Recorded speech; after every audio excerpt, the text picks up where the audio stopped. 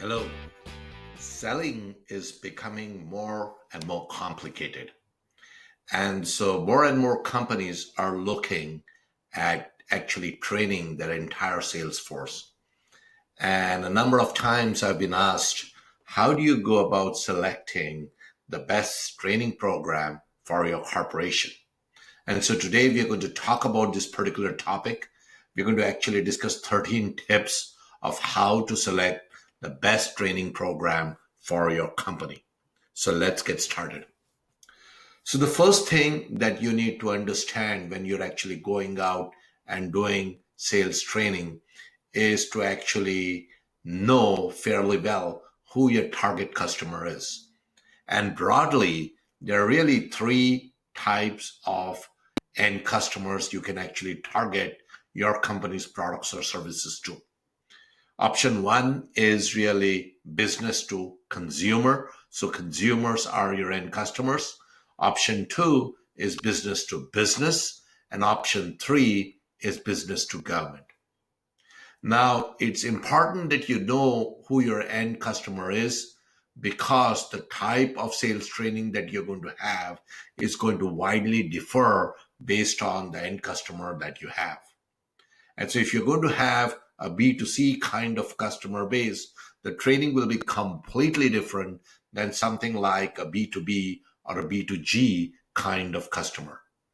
In my experience, the business to business B2B and the B2G kind of target market and the training are sort of similar. So actually, if you pick one, it's probably going to help in the other case too. But if your target is business to consumer, then your training is probably going to be very different. And so you need to know your end target customer and then decide what kind of training you're really going after. The next important point number two, is to really decide on what kind of person you want to have developed the training program, your sales training program. And typically, there are really three different types of people who develop sales training programs that I have seen. And this is a very broad categorization, but I think it'll help for our purposes here. So the first category of people who actually develop sales training are sales experts. And these are folks who have been in sales or have done sales and they think they're experts. And so they go out and develop a sales training program. The second option is you may have some kind of researchers. Typically, they tend to be university researchers who do a lot of research around certain sales processes and certain sales approaches. And then they develop a sales training program or they develop a sales related book or a video or something like that. And so you have those kind of people. And then finally, you have what we call corporate buyers. So people who have actually bought a lot of stuff and who then have sort of interacted with a number of sales folks, and then they go out and build the sales training program. Now, in my experience, if you look at buyer-seller equation, the people who are most important in the buyer-seller equation are the buyer, because they ultimately are going to decide the success of your sales team. So in my opinion, if you're getting a training program which is developed by corporate buyers, that probably may be the best because they have insights of what part of selling is working and what part is not, because they have actually experienced it from the buying perspective. Now, of course, the problem with this is that in most cases, when you go after trying to look for sales training programs, most of them will be developed by sales experts, which is option number one. And then you may have a number of people who have developed in the option number two, which is university researchers. Very few corporate buyers have actually put out training programs. So you'll have to really go out and find such a training program, and you'll actually have to do some active research to find such a training program. Now, I think this is a good time to actually talk a little bit about myself and my experience. So my name is Nitin Pradhan. I have been a senior executive in public and private sectors in US. I was the former CIO for the US Department of Transportation where I had oversight of its $3.5 billion in annual IT acquisitions portfolio. I also had oversight over 3,000 IT employees, 10,000 technology contractors, and over 200 major IT systems. I am also the co-founder of Scale Up USA Digital Business Growth Accelerator for small and mid-sized businesses in US and globally. Now, I have been a prolific buyer of technology products and services, and the organizations that I have led bought billions of dollars worth of technology. And so I understand why and how major buyers buy. And therefore, today we are going to actually talk about how to train your successful sales folks really to target major buyers. So again, my discussion in this topic is really option number 3 that we discussed earlier. Now, one of the reasons I mentioned this whole aspect of who has developed the training program and the impact on the training program curriculum itself is based on my experience. And so, as I said, I have been a buyer, and as a buyer, I interacted with a large number of technology sellers, and I got to know many of them very, very well. And I started asking them about who they thought were really, great sellers, what kind of skill sets great sellers had. And I also asked the same question to buyers within our community. And I sort of expected that the answers to who a great seller would be actually pretty similar, both from the seller's point of view and the buyer's point of view. Unfortunately, I found out that what sellers thought were great sales skills were not what buyers thought were great sales skills. So let's just quickly look at this, because this is going to give you a very good perspective into what consists of really great sales skills. So if you ask sellers what great sales skills are for their top sellers, they're going to go out and tell you things like smart personality, excellent communications, listening skills, prospecting skills, qualification and qualifying skills, object handling skills, closing and negotiation skills, time management, and relationship building. Now, if you, on the other hand, go out and ask buyers of what skills they thought were important for a salesperson, they come up with a list which is so different. And they will typically talk about skills like honesty and trustableness, collaborative and supportiveness, patience and proactiveness, flexibility and open-mindedness, problem solving, customer focus, industry, market, and product knowledge. So again, you can see the difference in viewpoints between sellers and buyers. And I again want to remind you, in a seller-buyer situation, the buyer is in control.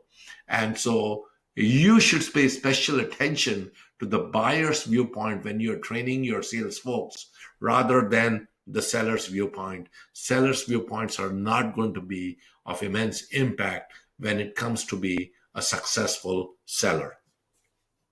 Now, the third point that I want to sort of mention, again, this is a very critical point that I found in my buying career as I met a number of salespeople, is what is the training approach for a particular sales program. And essentially, there are really two approaches that I have seen during training programs, especially for sales related training. One is option 1, as I said, which is more individual training approach, and the other is option 2, which is more ecosystem training approach. Now, what do I mean by that? In option 1, which is really the individual selling approach, what the training program is doing is really coaching the salesperson to be an individual expert to sell well. So all the focus is on development of the individual person and actually helping that individual person trying to sell better.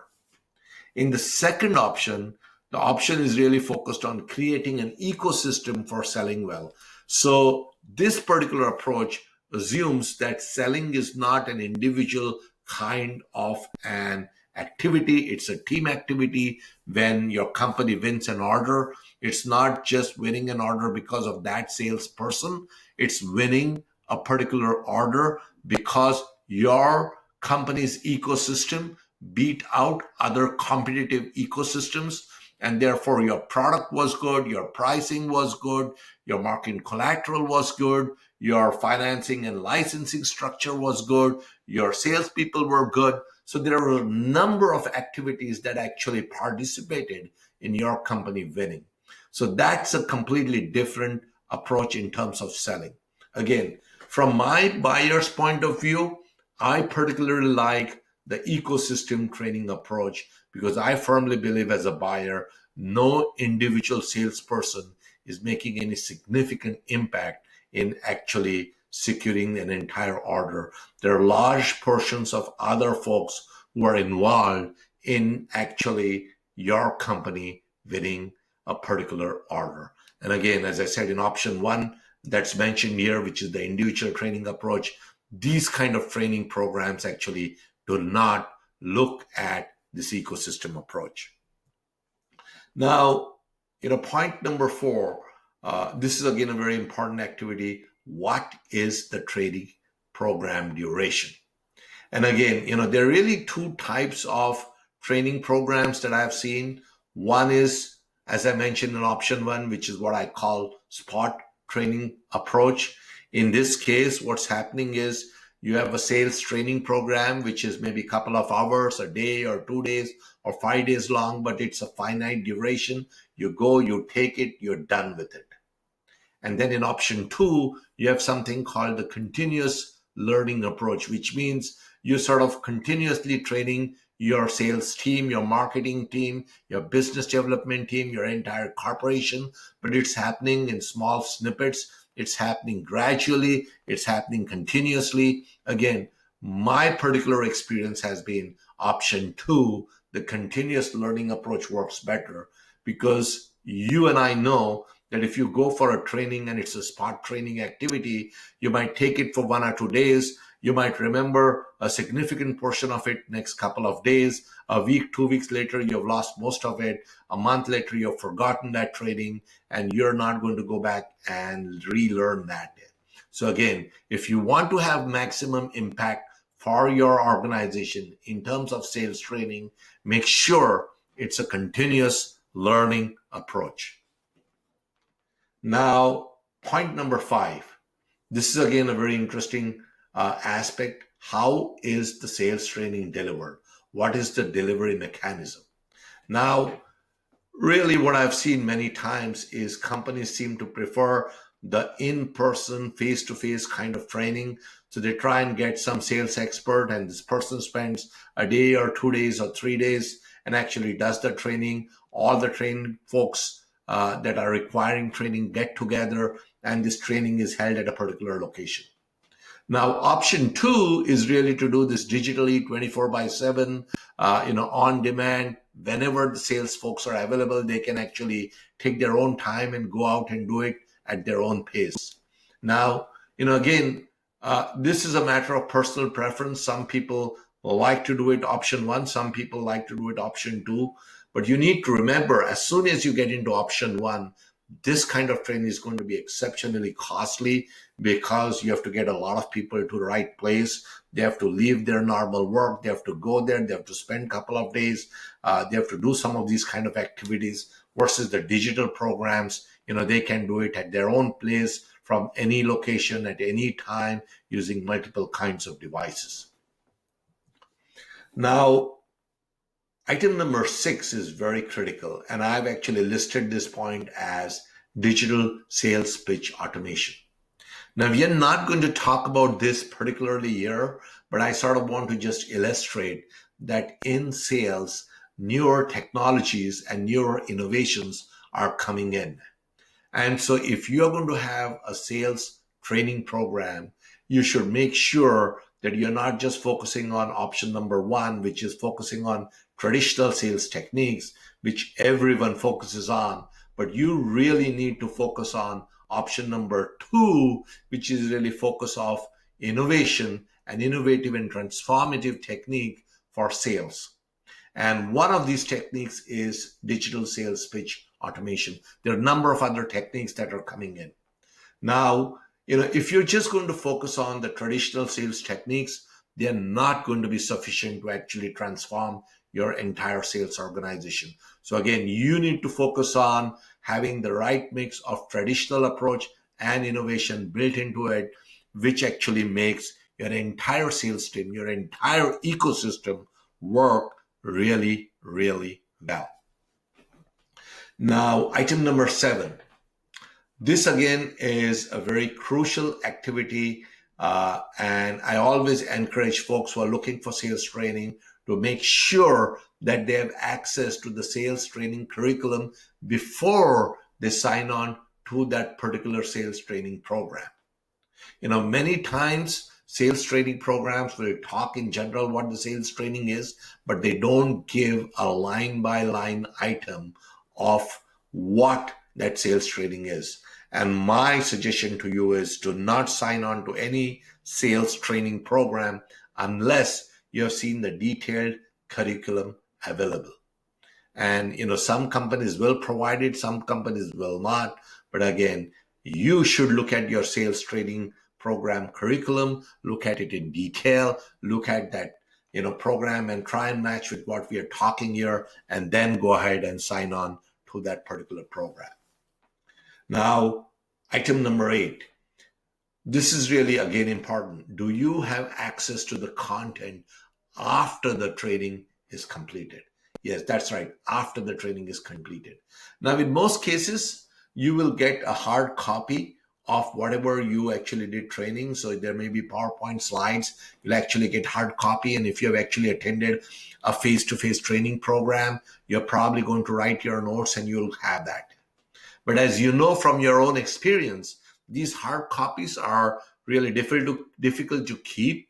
And over a period of time, you're going to lose some of this hard copy material. And sometimes, even if you go to it, you may not remember exactly what was said. Your notes may not be that accurate. So again, this hard copy in terms of content access is really not a good, choice.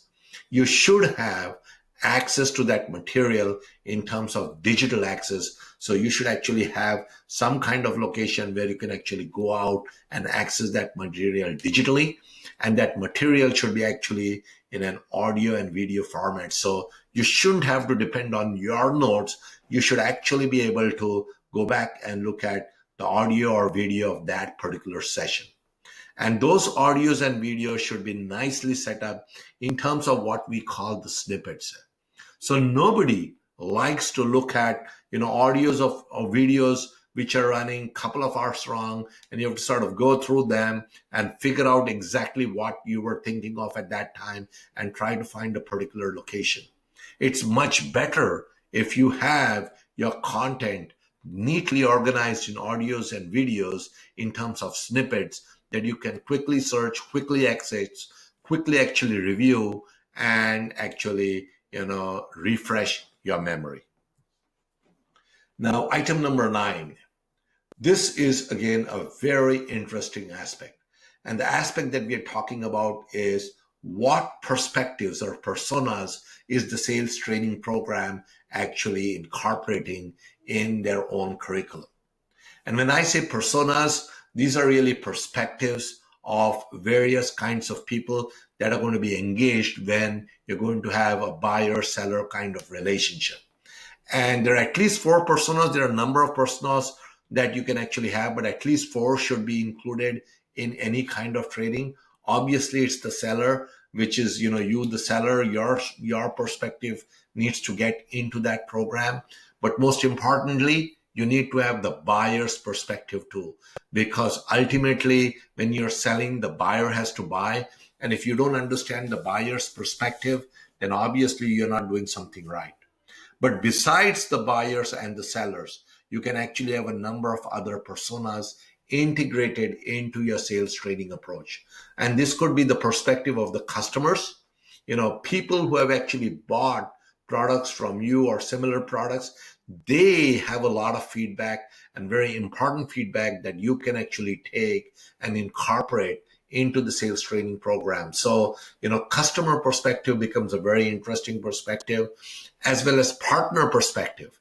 Now, who could be partners? Partners could be channel partners like resellers or distributors. They could be service providers, independent software vendors. There could be a number of different partners who have their own perspective. Remember, when you're selling as an ecosystem. You're not selling as an individual person. I know people talk about individual sales quotas and all those kind of things, but actually, if you want to drive real value and actually build a really great sales program and a sales organization, you have to focus on the ecosystem approach. And when you focus on the ecosystem approach, you need to look at various perspectives besides the seller. And here are a few that, as I mentioned, are important to actually note. Now, item number 10, what is the training price for that sales program? Now, obviously, you want to have that training program affordable, and it needs to be affordable per employee because, as I said, if you take the ecosystem approach, it's not going to help you training your 5 or 10 salespeople. It may actually mean that you're going to have to train the entire team or the company or a portion of the company. So affordability per employee becomes a very, very important factor. You also should be able to track progress by employee. If you cannot track progress by employee, then that becomes a problem because some people may take training, others may not. Some people may do actually the assignments, others may not. So that becomes an important activity.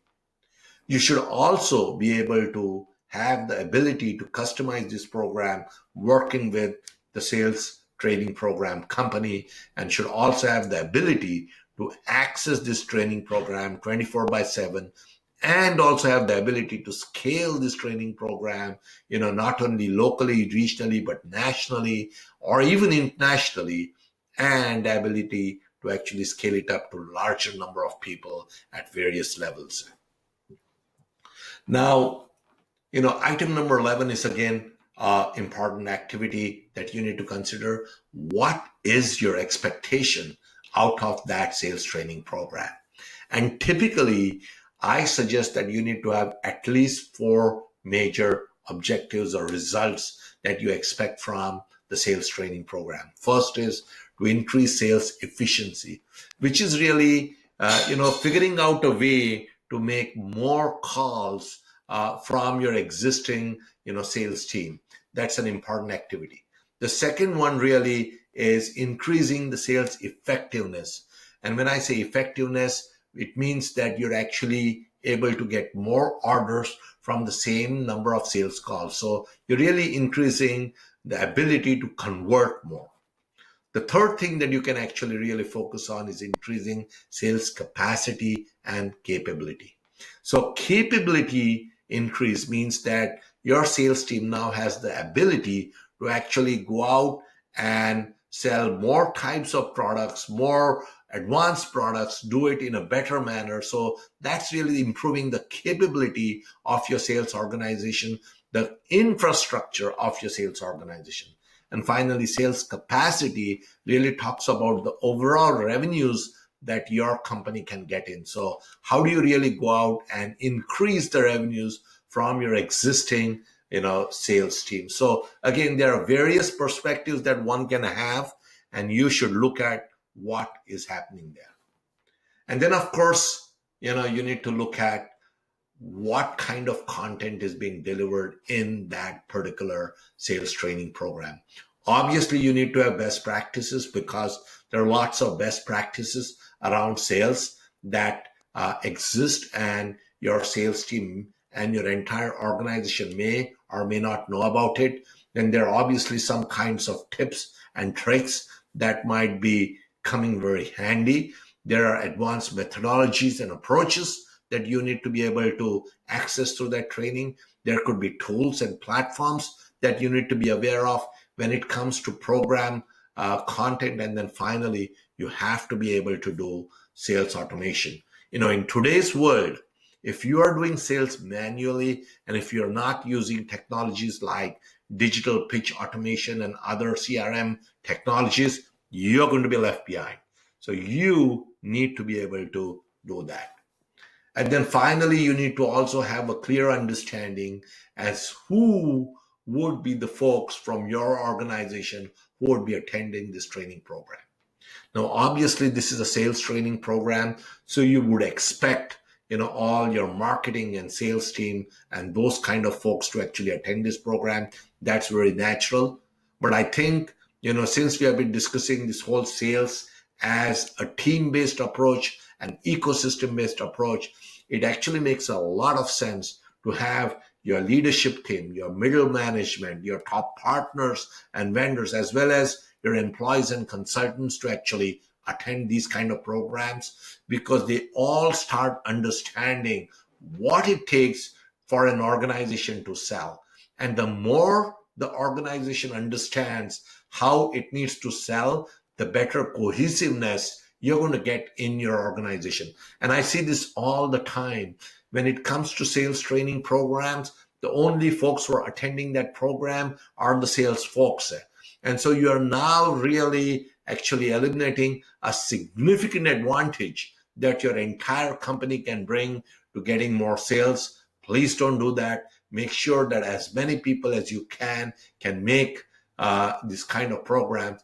And again, if you want to do that, you have to make this simple for all the employees and the leadership, which means you need to allow them to actually take this training anytime, anywhere, from any device. In terms of short snippets, they should be able to go back and revisit it. It has to be in a fashion where you make sales training really affordable, you make it really accessible, and you make it really, result oriented. So these are some of the things that you need to look at. And so finally, one small pitch for our organization. Our organization is called Scale Up USA.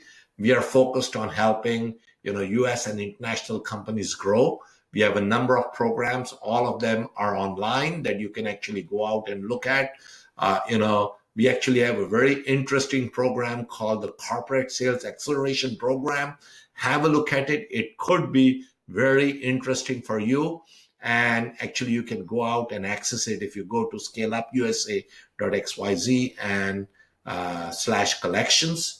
And if you go there, you should be able to find the Corporate Sales Acceleration Program, and you might find it very, very interesting. Again, so thank you. Again, my name is Nitin Pradhan. Feel free to connect with me on LinkedIn. Feel free to follow us on Scale Up USA. If you see opportunities to collaborate with us, just shoot us an email and we'll get in touch with you again. Our goal is to help you grow. We grow only if you grow. So we have a very symbiotic relationship with most companies, and I wish you all the best. Thank you.